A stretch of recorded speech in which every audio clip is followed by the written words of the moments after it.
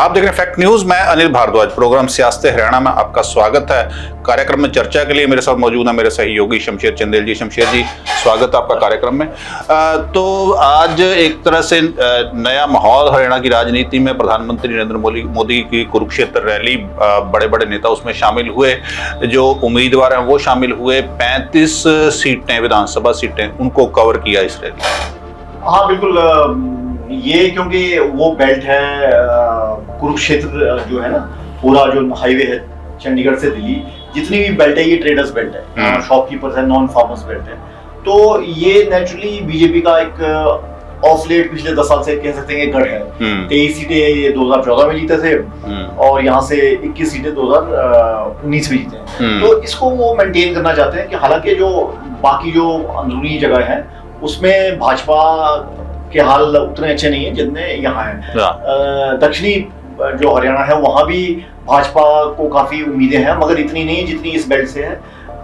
यहाँ करनाल से मुख्यमंत्री जो फॉर्मर रहे हैं खट्टर साहब, ये यहाँ से इलेक्शन लड़े हैं। उसके बाद अब लाडवा से सैनी साहब लड़ रहे हैं, नायब सिंह सैनी साहब। तो यहाँ से इनको एक उम्मीद है कि ये उम्मीद की किरण है कि यहाँ से अगर इन सीटों को रिटेन कर ले तो जो बाकी जो यहाँ से जो मोमेंटम बनेगा वो आगे दक्षिण हरियाणा, शायद आम आदमी पार्टी इनको मदद करे अगर वो होती है। हाँ, देखो एक चीज तो है ना, एंटी इनकम्बेंसी सीधी कांग्रेस को जाए। अब वो मतलब हाइपोथेटिकल सी बातें हैं कि ये होगा या वो होगा, वो तो खैर समय बताएगा।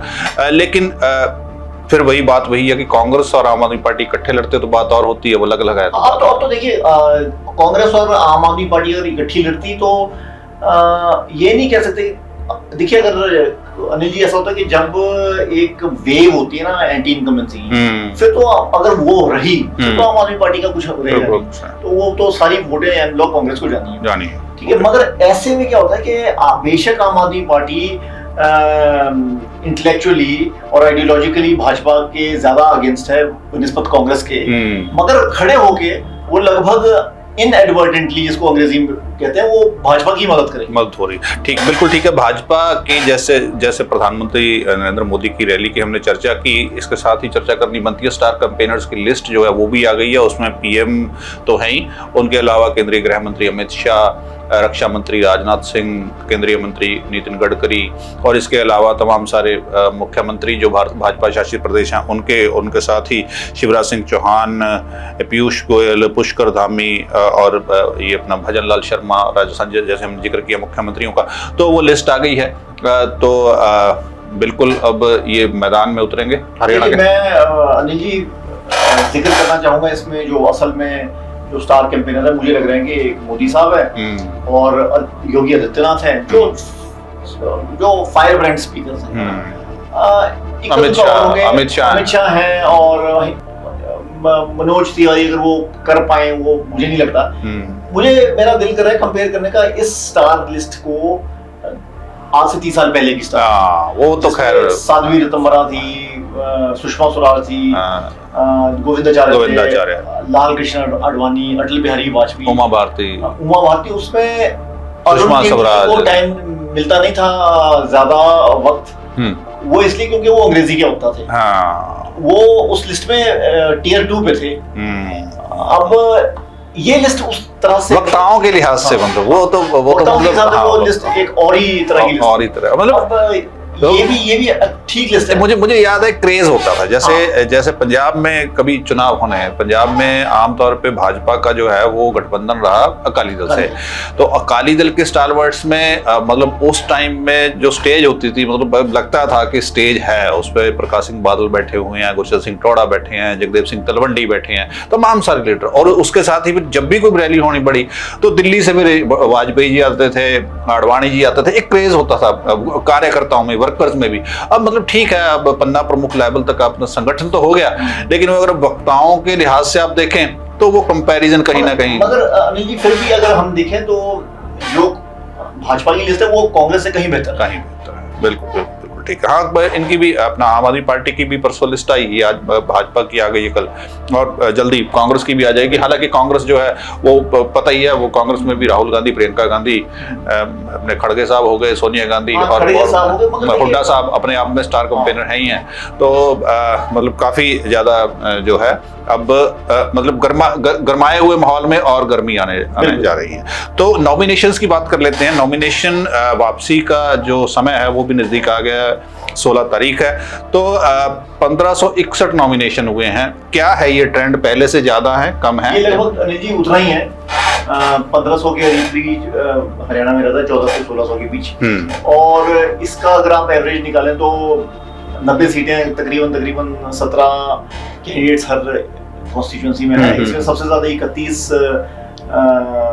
नॉमिनेशंस है भिवानी से और 9 है नागल चौधरी से। तो नॉर्मली कुरुक्षेत्र से काफी ज्यादा रहते हैं, जो जहाँ से जिंदल साहब पहले रहते या सावित्री जिंदल रहती थी। और मगर उस लिहाज से नॉमिनेशंस अगर आप देखेंगे, टोटल जो बड़ी पार्टीज हैं, भाजपा, कांग्रेस, आम आदमी पार्टी, फिर इसमें इनेलो मिला तो जजपा, एचएलपी, बीएसपी, तो टोटल मिला के 540 के करीब तो ये पार्टी के कैंडिडेट्स हो गए, इतने होंगे। और बाकी ये जो नॉन सीरियस कैंडिडेट्स होते हैं, दसदीप पकड़ टाइप, तो वो रहेंगे 1000 कैंडिडेट्स वैसे रहते बिल्कुल। और कुछ अभी वापस भी होंगे, उसके बाद क्लियर होगा कि कौन कौन किसके सामने जबरदस्त मुकाबला कहाँ है, कहाँ सीधा मुकाबला है, कहाँ त्रिकोणी टक्कर है, कहीं पे चौकोनी भी होगी कुछ पे। तो ये चीजें देखने में आएंगी। अगली बात, मिनिस्टर्स ने भी भरे हैं पर्चे, पूर्व विधायकों ने भी भरे हैं। तो वेल्थ को लेकर के, प्रॉपर्टी को लेकर के, चलाचल संपत्ति को लेकर के क्या समीक्षा रही है? देखिए, इसमें सबसे ज्यादा जो सामने आया, मैं दुष्यंत चौटाला का है। 74 करोड़ 2019 में इनका एफिडेविट कहता था, अब 122 करोड़। मूलचंद शर्मा की 12 करोड़ से 33 करोड़ पहुंच गई है। जो अम्बाला से हैं असीम गोयल साहब, भाजपा की, उनकी 5 करोड़ से 20 करोड़। अनूप धानक ये उकलाना से लड़ रहे हैं, इनकी 1.39 करोड़ से 6.59 करोड़। और नायब सिंह सैनी है जो मुख्यमंत्री, 3.58 करोड़ से 5.81 करोड़।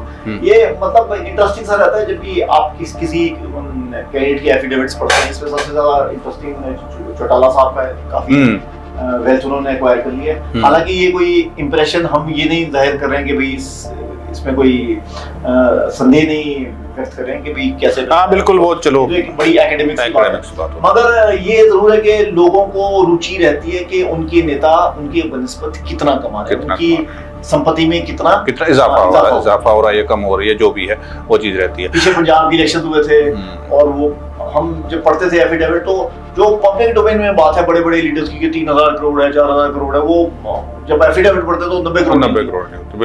बिल्कुल। तो अब सोमवार को नॉमिनेशन वापसी का समय है और बड़े नेताओं की रैलियां जो हैं वो शुरू हो गई हैं, स्टार कैंपेनरों की लिस्ट आ गई है। तो माहौल और ज्यादा गर्माने जा रहा है अगले हफ्ते से। बिल्कुल ही और ज्यादा गर्माएगा। अब हालांकि कांग्रेस ने तो अपना काम शुरू कर दिया है। मैं आपको वैसे बता दूं कि मेरी कल ही बात हुई थी कि हुड्डा साहब जहां जा रहे हैं वहां अनऑफिशियली मशीनरी उनको फॉलो कर रही है, पुलिस है, एडमिनिस्ट्रेशन है, तो उससे एक सिग्नल इंडिकेशन जाती है वोटर्स में कि ये काफी स्ट्रांग है। और मैंने खुद भी ये सोचा नहीं था कि इतनी तेज स्पीड पकड़ लेगी कांग्रेस। एक तो ये है। तो और जो दूसरा ऊपर से मेरा जो व्यू है वो ये है कि टॉप व्यू ये है कि जो भाजपा है, भाजपा तीसरी बार आना चाहती है। भाजपा के लिए इंपॉर्टेंट है इलेक्शन, और कांग्रेस के लिए और भी ज्यादा इंपॉर्टेंट है क्योंकि वो 10 साल ऑपोजिशन में रही है। कांग्रेस को आदत नहीं है ऑपोजिशन में रहने की, और वो भी बहुत बुरी तरह से आना चाहते हैं। और आम आदमी पार्टी अपना अकाउंट खोलना चाहती है। अब समस्या आम आदमी पार्टी के साथ ये है कि आम आदमी पार्टी की यहाँ ज्यादा बात होगी क्योंकि उससे काफी बीजेपी कैसा फेयर करती है और कांग्रेस में क्या वोट कटाएगी। आम आदमी पार्टी की समस्या ये है कि उनके पास काडर ही नहीं है। सुशील गुप्ता उनके सबसे टॉप लीडर हैं और वो बिजनेसमैन है। हारे बिल्कुल बहुत कम वोटों से थे, मगर ऐसा नहीं कि वो एक प्रोफेशनल नेता भी बन चुके हैं। तो ये एक समस्या रहेगी और उस वजह से मुझे, और आम आदमी पार्टी की स्थिति वैसी है जैसे भाजपा की तकरीबन 12-15 साल पहले थी। अब भाजपा नंबर 1 या 2 पे हैं। देखते हैं कि क्या इलेक्शन रिजल्ट रहता है। तो मुझे लगता है कि ये टक्कर है कांग्रेस और भाजपा के बीच। फिलहाल थोड़ा सा एज कांग्रेस को है। तो शुक्रिया शमशेर जी चर्चा में भाग लेने के लिए। हरियाणा की सियासत में बड़े नेताओं की एंट्री हो गई है, रैलियों का सिलसिला शुरू हो गया, स्टार कैंपेनरों की लिस्टें आ गई हैं। अगले हफ्ते से माहौल और गर्माएगा।